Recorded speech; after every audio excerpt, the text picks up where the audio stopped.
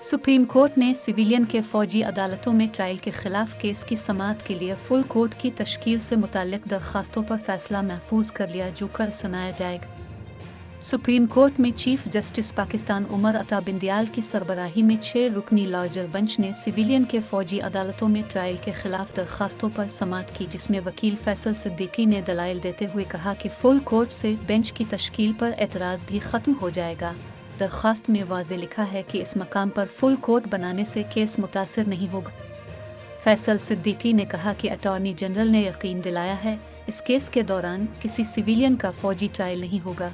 अदालती नज़ीर है कुछ जजेस समाअत से माजरत कर लें तो बकिया जज का फुल कोर्ट बनाया जा सकता है।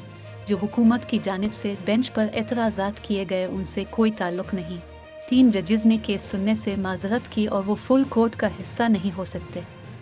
फैसल सिद्दीकी के दलाइल पर जस्टिस आफरीदी ने कहा कि 3 जजेस ने केस सुनने से माजरत नहीं की। मौजूदा केस में सिर्फ एक जज ने केस सुनने से माजरत की है। केस सुनने से माजरत तो ज़ाती वजूहात की बना पर की जाती है।